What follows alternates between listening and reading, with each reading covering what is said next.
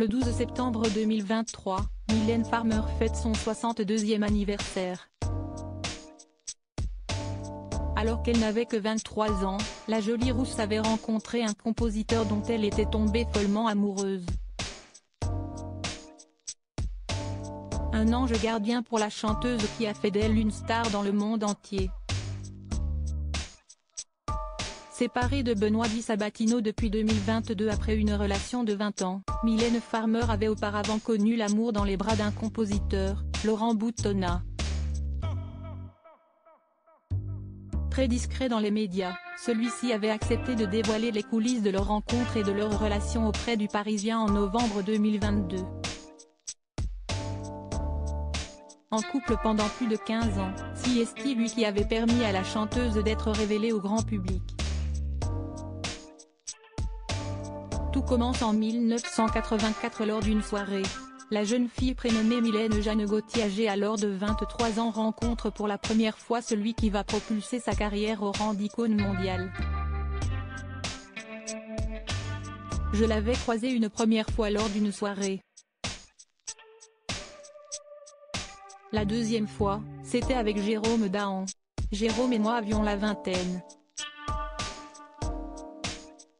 Moi j'avais une formation et une culture musicale classique, je jouais du piano depuis l'âge de 5-6 ans, mais j'avais envie de faire du cinéma, d'être réalisateur. Un samedi soir, on s'ennuyait un peu, on a commencé à tapoter sur un petit synthé que j'avais chez moi. Jérôme s'est mis à jouer 4 accords et moi un gimmick, avait-il raconté à nos confrères.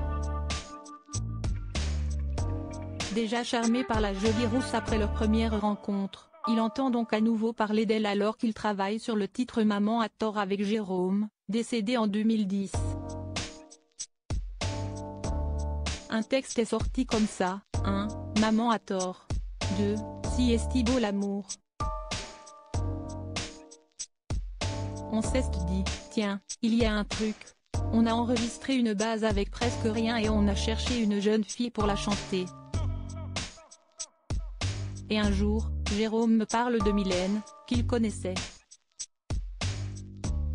À l'époque, elle faisait des photos, elle était un peu comédienne, elle faisait du théâtre, des pubs, Jérôme était un peu amoureux d'elle. Et il l'a fait venir chez lui pour faire un test, au piano. S'était souvenu Laurent Boutonnat.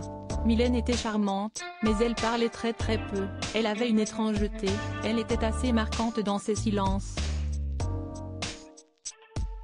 Elle était presque conforme à l'image de Maman à tort.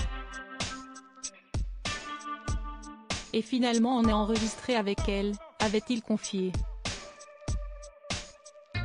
Par la suite, Mylène Farmer et Laurent Boutonnat ont été amoureux et ont collaboré sur de nombreux projets artistiques. Star de son film Giorgino en 1994, il a également composé pour elle une centaine de chansons dont les célèbres Libertine, Sans contrefaçon ou encore Désenchanté, mais aussi réalisé 18 clips et mis en scène 6 spectacles et tournées, jusqu'à ses 9 derniers concerts à Paris La Défense Arena en 2019. Un homme qui restera toujours une bonne étoile pour la chanteuse qui fête aujourd'hui ses 62 ans.